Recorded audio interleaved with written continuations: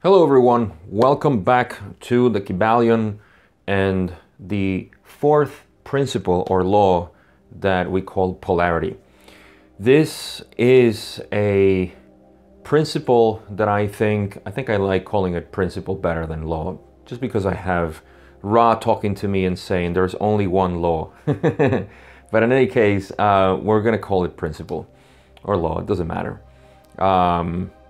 All so-called laws are distortions of this one law, says Ra. So, okay, this is a distortion law from unity, basically. And I'm saying this because we're going to talk about unity. Polarity means unity. And, you know, the seeming paradox that exists here, but if you have been into the law of one and you kind of get the idea of what unity is, you're going to see why polarity is...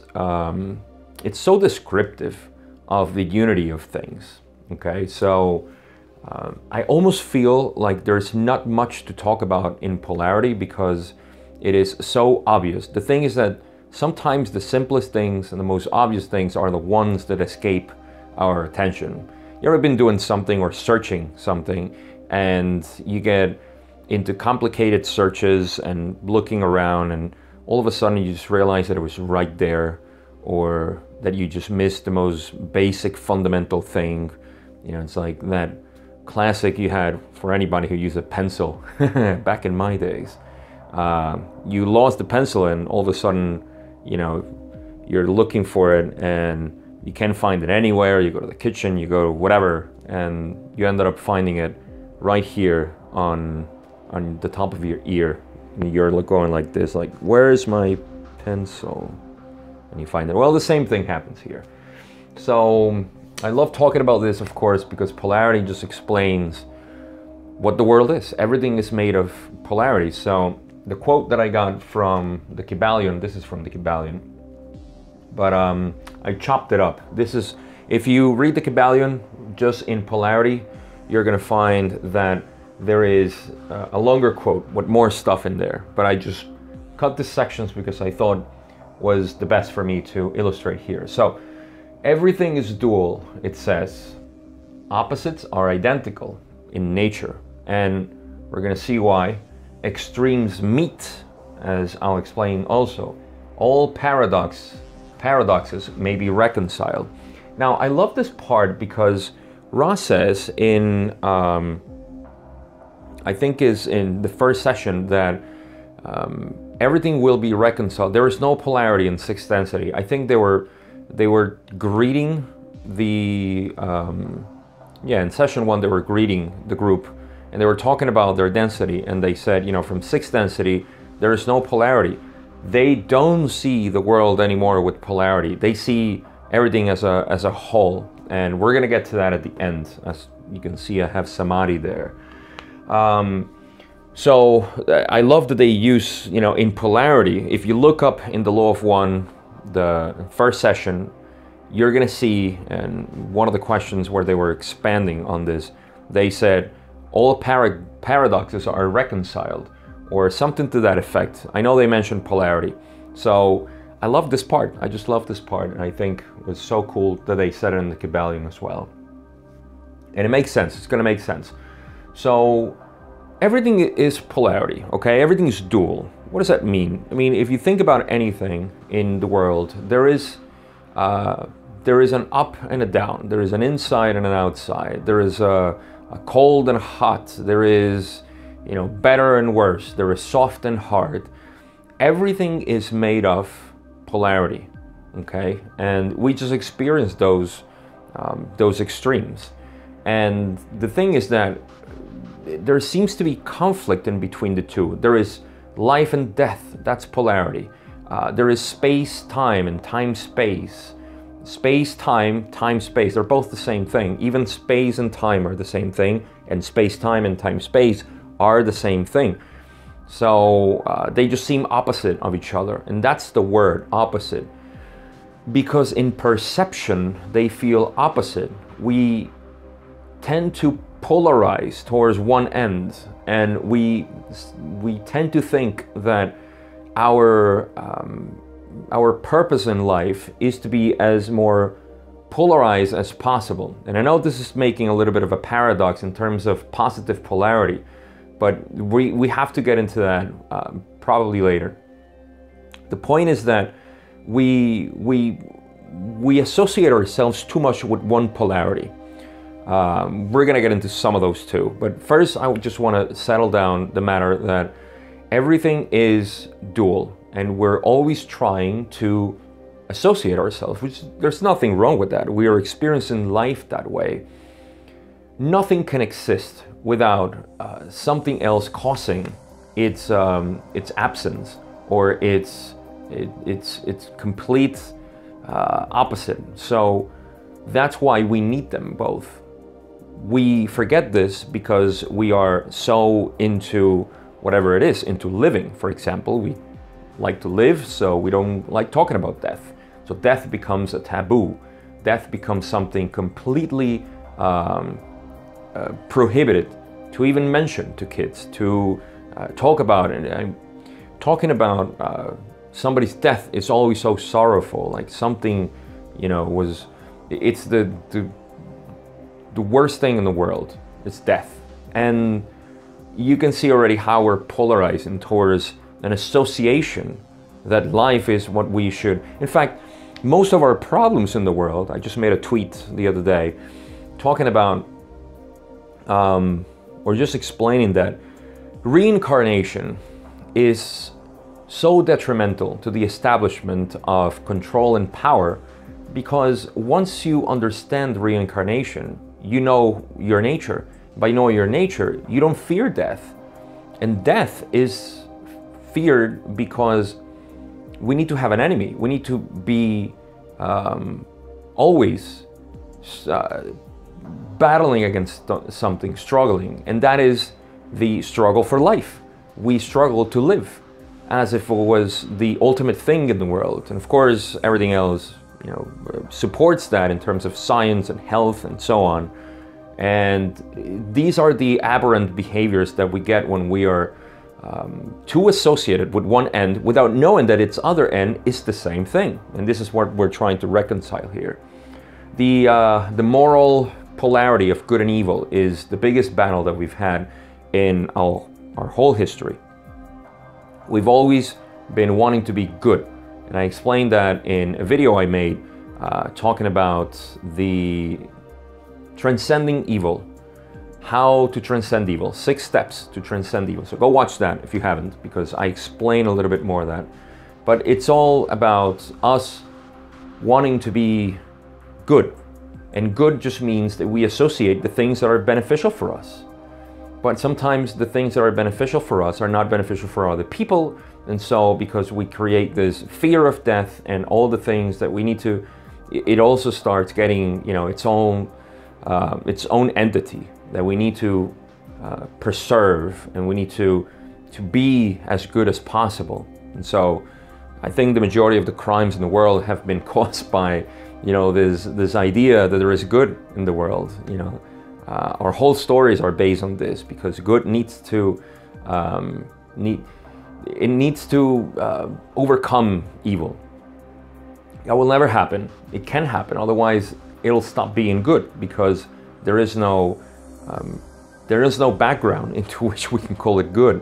So within the good behavior, and this is what we see in society as well, I'm just showing you the aberrant behaviors of becoming, you know, a little too romanticized by one side of the pole. And we imagine we eradicated our evil. Anything in our books today, we will eradicate it, whatever it is, health, governmental, societal, etc., etc. So we're going to take all of that and we're going to establish all the good, that what we know in the books is good. But somehow nature finds its way to transform what we have now in the books that is good into evil. And so we are creating more evil as we try to solve problems. That's why our society keeps generating even more problems, because we don't rest in nature as to what things are good or bad, depending on the individual basis. Like I said, go watch that video, Transcending Evil, because I explained this a lot more. But you can see that that's all a problem that we have of not realizing that everything being dual just means that there is unity in there, because we cannot have two without the one. All right, so philosophers from ancient Greece, Thales of Miletus was probably the first one to start this, and the idea that we need to find the fundamental portion of reality, substance of reality, the underlying foundation of what reality was. And so he was concerned with the permanent state and impermanent state of the world. Through the years, they went through this trying to find out what was the permanent thing, because everything was change. So the only permanent thing was change. However, in physics, we needed to have something that was permanent. In our reality, there needs to be something to which we can call permanent. And the impermanence was pretty obvious, and we're going to get to that. But this is something that philosophers have always, wanting to know. Is the soul permanent? The transmigration of souls. That's another thing that came out of Greece, or at least in the Western world. We kind of know this as reincarnation, like I said, but it was a different way they explained it in Greece. In any case, we've always had this yearning for knowing what are the two sides of everything, and we have explored it to some extent. And the secret thing of this, as you will see, is that they're always one. But we can't realize that unless we know that they both need to be there. They both need to exist. So, something and nothing is another thing that we can use as a good exercise, just to find what is the point of polarity. We cannot have something without having nothing, or the idea of nothing. You see, things exist because there is the illusion of space, and space is everything in reality. But for us to perceive the everything, we need to create a sort of a vacuum, which is not the true vacuum. It's just an absence of things. And so we create what is nothing in our minds. There is nothing here. It's not really nothing. There is air here, but even if this was a vacuum, I could say, well, there is nothing here. There is no air, there are no atoms, there is nothing that we know. There is space. But that space, which is, let's call it a vacuum, and the something, they both need each other. So no matter how we realize it, we know now that space is not empty. Space is pure energy, unmanifested, but it's pure energy there. And even there, we can see that it goes really, really in depth, in terms of how we keep, as long as we keep looking, we're going to find an opposite. We're going to find something into contrast, because that's just the nature of awareness.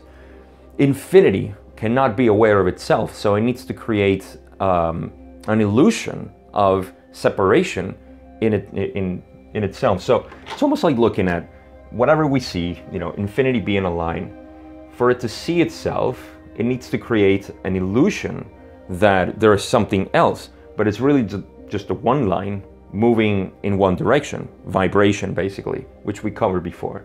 So regardless of how we see it, there's always going to be a way, whatever we see, there's always going to be a background.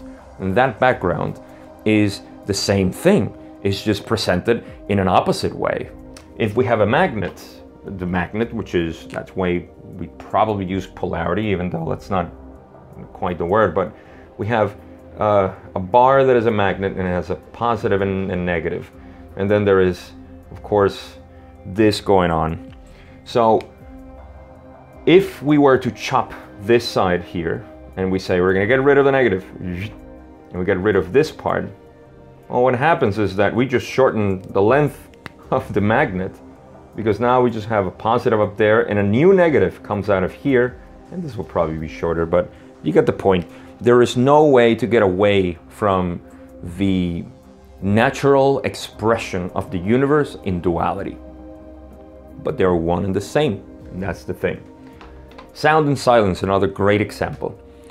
There is no way for you to perceive sound if it wasn't a vibration, and there is a short intervals of waves and impacts of my voice through the membrane of the microphone and causing this perception of sound.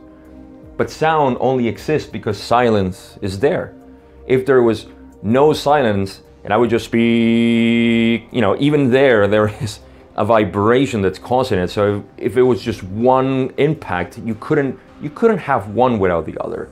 So I mean, you can start seeing why this is all part of nature, and they're all one single manifestation of the same thing: light, sound, vibrations, physical, quakes, anything, people, rocks, stars. They're all the same thing, and they're simply vibrating and having polar opposites depending on how you see it. So that's one of the beauties and things about studying nature, is that you can see its opposite side. So to get it a little bit more into the consciousness side and why this is important to know for the mind, is that, see, in Vedic teachings, they talk about Shiva and Shakti, which are gods.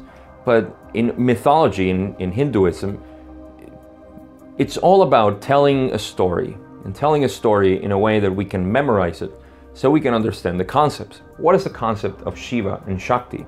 Well, it's the eternal dance that exists in the universe, which is the divine feminine and masculine. Actually, it's the other way around. This is feminine, this is masculine. So what's happening there is that Shiva is actually representing the pure consciousness, the stillness of consciousness, not pure consciousness, but the stillness of consciousness, where there is nothing. There is just unmanifested self. And Shakti represents the feminine aspect of change, of creation, of manifestation. So unmanifested, manifested, masculine, feminine. So the thing with this is that you can see in every single belief system, every single teaching, there's always a divine masculine and a divine feminine. We have this, of course, in Gnosticism, probably not in Christian theology, because they decided just to ostracize the female and they just substituted with the Holy Spirit, which plays the same role, actually. We don't have to call it feminine, but just to keep it, you know, consistent and coherent, why not call it feminine? We have this in Taoism, we have the same thing.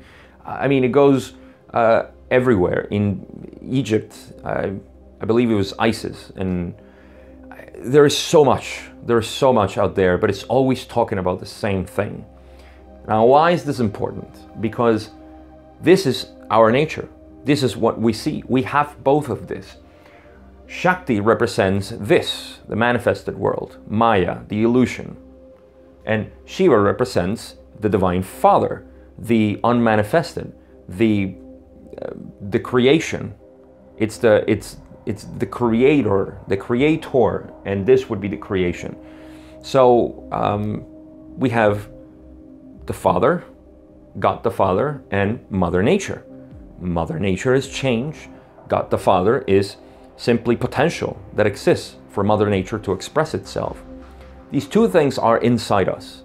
That's why we call, and some people have actually leave me comments saying that obviously it shows more their own fears than anything else, but they have said that, a guy said that because I talked about the divine feminine being in each of us, he felt that his sexual tendencies were threatened, so I don't know, he left the channel.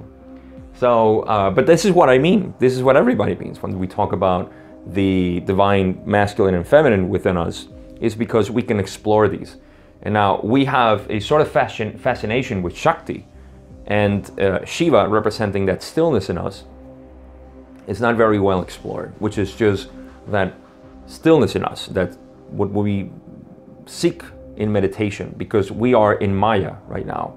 And so when we look at Shiva, you know, some people have done in the past, and probably still now, they get the opposite. They get fascination with Shiva, or simply with stillness of the mind. And they believe they have achieved the highest potential of humanity. But that would mean that it's creating another dual side of, you know, if you have achieved the best, then there is the worst. And that would not be totally true. It's like nirvana. Nirvana is not the end of anything. Nirvana is just a state of mind, and Maya is its other state. So they both go together. And so what's leaving here in the end is what it's called Samadhi, or Bodhi, awakening, realizing that you are both. What that means, I cannot explain. Nobody can explain. But it's a realization that shifts your whole, and this is not an intellectual realization, it's an experience from inside. It's an experience that you have to feel, you have to embody it. And that is true awakening. When you realize and you finally know that you are not obviously one side of the equation, you are the whole equation, you are everything, because you are that part that reconciles both, as it says here.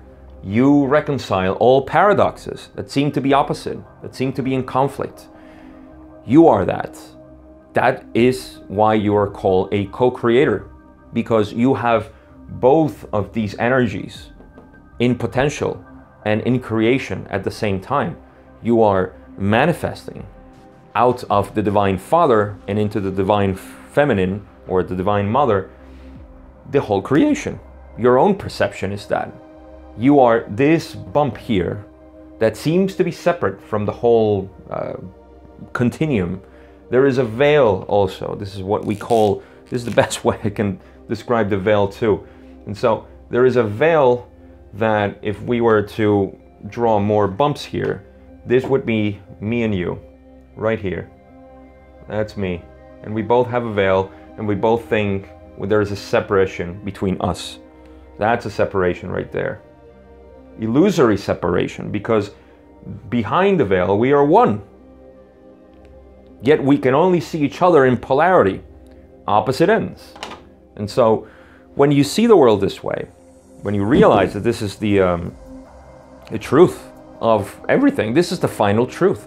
There is no other way to say, well, if there is one, then if we're one, then maybe two. No, that would be creating polarity, as you can see. And at the same time, if you want to use a better term, this is why in Vedanta, in Buddhism in general, we call non-duality, because oneness means probably two-ness or three-ness, but that's just illusory. What we call non-dual is something that is, it doesn't have an opposite. It doesn't have, it's in its whole thing. And that's what you are. I wanted to use this because I wanted to illustrate unity with polarity. I mean, there's no way to talk about polarity if not in unity. This is what we also find now in science, in our reductionist science, that's been fascinating with particles, particles. We're fascinating with particles because it does help to understand Maya, the illusion, and there is benefit in knowing that. But in exploring the parts, we have forgotten that the parts are part of a whole. And that's what quantum physics has been describing and trying to get across people.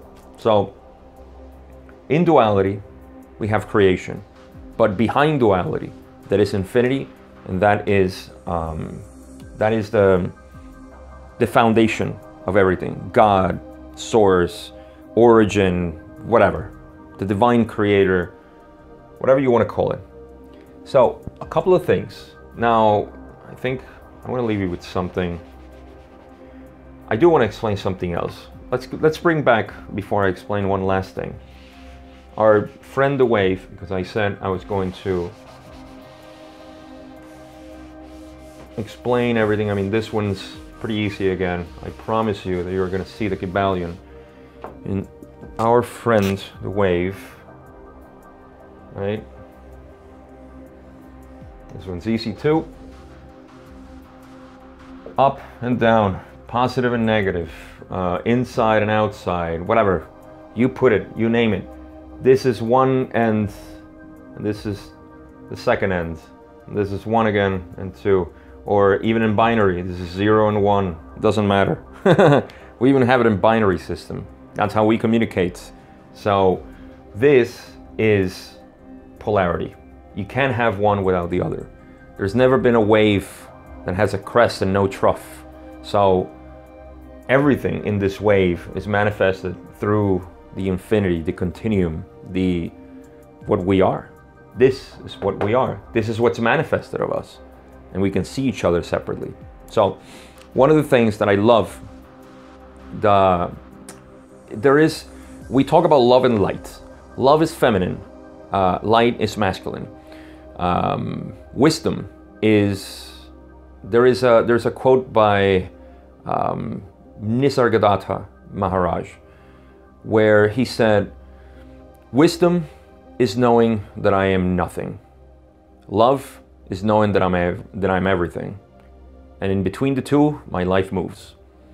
I think that's so powerful because it shows us that my life, who I am, moves between the two, between the state of realization that I am here and also that I am nothing. So wisdom is knowing that I am nothing, and love is knowing that I'm everything, because once you know that you're nothing, you know that you're everything. And that's just the whole. You realize yourself from those two. So that's all I got for polarity. Hope that made sense. As always, leave me a comment if it didn't. And I'd love to expand a little bit more if anything that you want to share. I believe the next one, I love this polarity one because it does explain the nature of oneness and non-dualistic views of the world. But also because it takes out from the explanation of the creation, which we're going to get into again with cause and effect and rhythm. Then finally with gender, we're going to get a little bit back into polarity, which are the last three that I have left for the KYBALION. Thank you so much for watching, and I'll see you in the next one, which should be cause and effect, I believe. See you then.